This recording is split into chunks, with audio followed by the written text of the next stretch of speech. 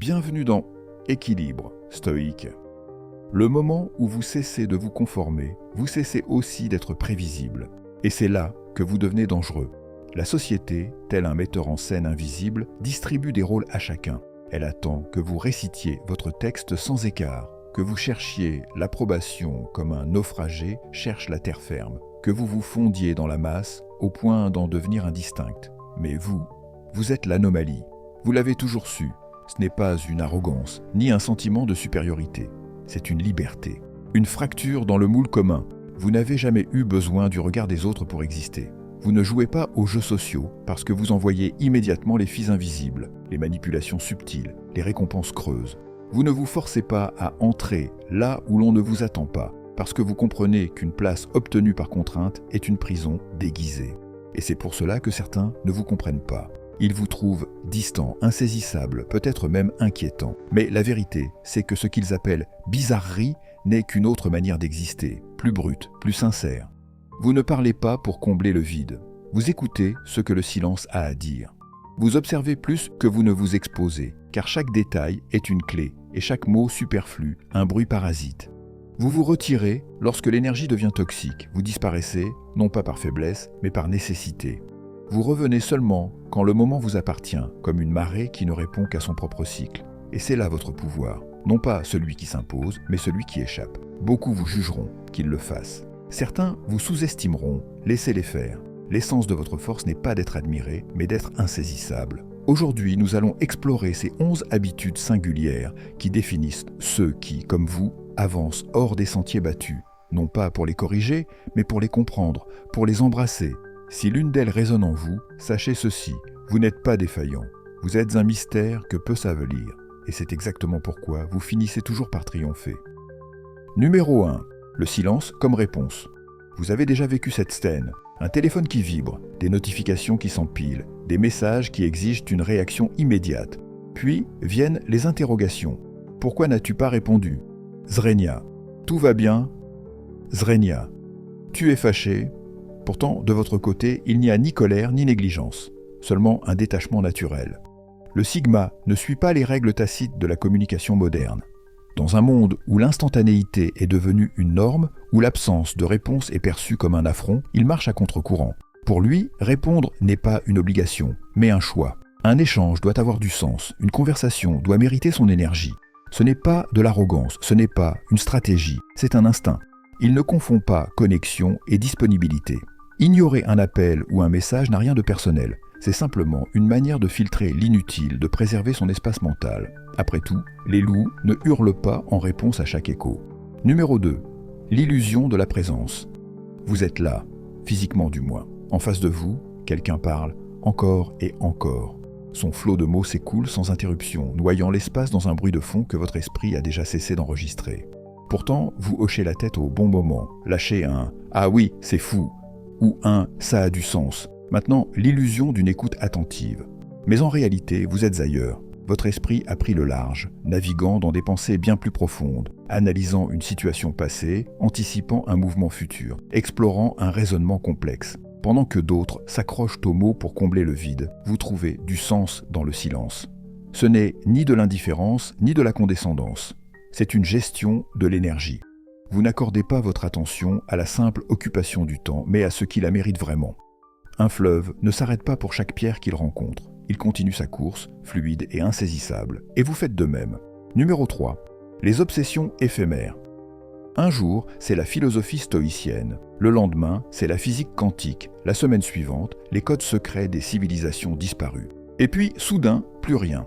Le sujet est laissé derrière, comme si l'intérêt s'était consumé aussi vite qu'il s'était enflammé. Pour le sigma, l'apprentissage n'est pas un processus linéaire, encore moins un moyen d'impressionner. C'est une exploration sans carte, un voyage sans destination.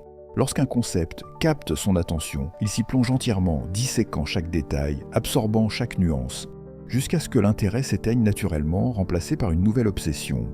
À l'œil extérieur, cela peut sembler incohérent, comme un peintre qui abandonne ses toiles à mi-chemin. Mais en réalité, chaque fragment d'apprentissage s'assemble dans un puzzle plus vaste, invisible pour ceux qui pensent que la connaissance doit être utile pour être valide.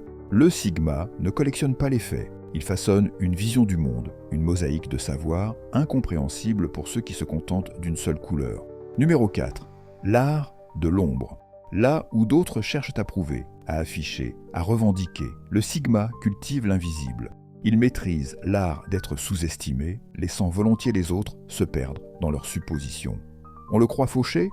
Très bien. On l'imagine sans ambition? Parfait. On suppose qu'il ait ses moyens, qu'il n'a rien d'exceptionnel. Il n'a aucune envie de détromper qui que ce soit. Car dans un monde où chacun crie son succès pour exister, le pouvoir réel est dans le silence. Un homme qui ne cherche ni validation, ni admiration devient une énigme. Et une énigme ne peut être ni anticipée, ni contrôlée. L'understatement est une arme. Celui qui dort sur un tas d'or sans en montrer l'éclat dort tranquille. Pendant que d'autres gaspillent leur énergie à prouver, le sigma accumule la sienne. Il avance dans l'ombre, et quand il frappe, il est déjà trop tard pour comprendre ce qui s'est passé. Numéro 5. Le dialogue intérieur, devenu extérieur. Vous avez déjà croisé quelqu'un seul, murmurant des phrases, posant des questions à voix haute, comme s'il menait une discussion avec un interlocuteur invisible. Non, ce n'est pas un signe de folie, c'est simplement un sigma en pleine réflexion. Là où d'autres intériorisent leurs pensées, lui les déroule à haute voix, comme un sculpteur qui donne forme à une idée brute. Il parle seul, non pas pour combler un vide, mais pour structurer un raisonnement, affiner une hypothèse, résoudre un problème. Chaque phrase prononcée est un outil, chaque mot une pierre taillée dans l'édifice de sa réflexion. Les plus grands stratèges, les penseurs les plus profonds ont toujours conversé avec eux-mêmes. Ce n'est pas une habitude étrange, c'est une méthode, une manière de donner de l'écho à ses pensées pour mieux en capturer l'essence. Les autres peuvent trouver cela étrange, mais le sigma ne parle pas seul. Il dialogue avec son propre génie. Numéro 6. L'épreuve du vide. Le sigma ne laisse personne entrer dans sa vie par hasard. Il observe, il teste. L'une de ses méthodes préférées, la distance. Il se retire, il devient silencieux, il disparaît. Pas par caprice, pas par jeu, mais pour voir. Qui s'en aperçoit? Qui panique? Qui respecte son espace? Qui tente de le forcer à revenir? Dans un monde où beaucoup ne s'accrochent qu'à la présence, le sigma veut savoir qui est capable de supporter son absence. Car ce n'est pas dans l'échange quotidien que l'on révèle sa véritable nature, mais dans le vide laissé derrière soi. Certains comprendront et patienteront, d'autres s'impatienteront, s'inquiéteront ou montreront leur vrai visage à travers leurs réactions. C'est ainsi qu'ils distinguent le superficiel de l'authentique, l'opportuniste de l'allié. Le sigma ne disparaît jamais sans raison. Il efface sa présence pour voir qui cherche encore son ombre. Numéro 8, l'éclipse volontaire. Un jour, il est là, échangeant, observant, participant. Le lendemain, plus rien. Aucune annonce, aucun message, aucun adieu dramatique. Juste le silence. Le sigma disparaît comme une marée qui se retire sans prévenir, pas pour fuir, pas pour punir, mais pour se retrouver. Il n'appartient pas au rythme imposé, aux attentes sociales de constance et de disponibilité. Sa présence n'est jamais une obligation, elle est un choix. Pendant ces jours, ces semaines où il s'efface, il ne cherche ni approbation ni justification. Il se recharge, il réfléchit, il avance loin du bruit du monde. Puis, quand il revient, il ne donne pas d'explication. Parce que ceux qui le comprennent savent déjà. Le sigma ne disparaît pas. Il s'éloigne pour mieux exister. Numéro 9. L'indifférence à la compréhension. La plupart des gens passent leur vie à chercher une chose, être compris. Ils expliquent, justifient, s'efforcent de prouver qu'ils sont vus, validés, acceptés. Le sigma, lui, a abandonné cette quête.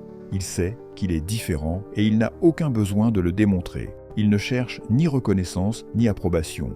Il avance avec ou sans témoin, avec ou sans validation extérieure. Il a compris une vérité que peu acceptent. Être compris n'a jamais été une condition pour exister pleinement. Il ne débat pas pour convaincre, ne s'épuise pas à dissiper les malentendus. Car ceux qui doivent te voir verront, et ceux qui ne peuvent pas, qu'ils restent aveugles. Le sigma ne se définit pas par le regard des autres. Il suit son propre chemin, seul s'il le faut. Numéro 10. L'œil silencieux du stratège. Vous êtes-vous déjà senti observé, comme si une présence imperceptible scrutait chacun de vos gestes, même en silence? C'est le sigma. Là où la plupart écoutent les mots, lui écoute ce qui n'est pas dit. Il observe, il analyse. Pas par paranoïa, mais par instinct. Chaque mouvement, chaque micro-expression, chaque infime variation de ton est une pièce du puzzle. Tandis que les autres prennent les conversations au premier degré, lui captent les non-dits.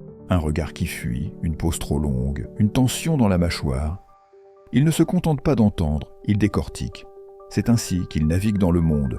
comme un scientifique social en terrain inconnu, toujours en train de comprendre, toujours en train d'anticiper. Et le plus fascinant, vous ne le remarquerez presque jamais, parce que son regard n'est pas intrusif, il est stratégique. Caché derrière une façade de détachement, il voit tout, il comprend tout, avant même que les autres ne réalisent ce qu'ils viennent de dire. Numéro 11, l'épreuve par le feu. Là où la plupart cherchent le raccourci, la solution la plus rapide, la voie de la moindre résistance, le Sigma, lui, choisit intentionnellement la difficulté. Pas pour impressionner, pas pour se vanter, mais pour se prouver qu'il peut. Si deux chemins se présentent, l'un simple, l'autre ardu, il prendra le plus escarpé, celui où l'on trébuche, où l'on saigne, où l'on se forge. Parce que pour lui, la facilité est un piège, une illusion de confort qui affaiblit, qui rend dépendant aux commodités. Le Sigma n'a pas besoin que les choses soient simples. Il veut savoir que, privé de tout, il peut encore avancer, qu'il peut survivre, endurer, conquérir, sans aide, sans raccourci, sans excuse. C'est ainsi qu'il se construit. Non pas en prenant la voie la plus rapide, mais en embrassant celle qui forge une force que personne ne peut lui enlever. Depuis toujours, la société a une peur instinctive de ce qui sort du cadre. Tout ce qui est non conventionnel est jugé étrange, trop complexe, parfois même dérangeant. Mais le Sigma ne vit pas pour s'intégrer. Il n'est pas là pour plaire, ni pour se conformer à des règles qui ne sont pas les siennes. Il est là pour comprendre, s'adapter et maîtriser son propre chemin. Ce que les autres appellent des bizarreries sont en réalité ses plus grandes armes. Son détachement, son indépendance, son regard perçant sur le monde. Ce ne sont pas des défauts, ce sont des avantages. La société veut que chacun rentre dans une case, suive un rythme dicté, marche au pas. Mais le Sigma prospère dans sa différence. Il ne s'explique pas, ne demande pas la permission, ne modifie pas sa nature pour rassurer les autres. Il est. Et dans un monde obsédé par le conformisme, exister sans s'excuser est un pouvoir absolu. Alors si, un jour, vous avez été pointé du doigt pour votre façon d'être, si l'on vous a fait sentir que vos habitudes étaient trop étranges, trop silencieuses, trop imprévisibles, prenez cela comme un compliment. Vous n'êtes pas destiné à être compris. Vous êtes destiné à être exceptionnel. Continuez à avancer sur votre propre route, à affiner votre esprit, à façonner le monde selon votre vision. Car à la fin de la journée, le futur n'appartient pas à ceux qui s'adaptent, il appartient à ceux qui se distinguent et qui ne s'excusent jamais pour cela. Merci de m'avoir écouté, que votre chemin soit le vôtre et que rien ni personne ne l'altère.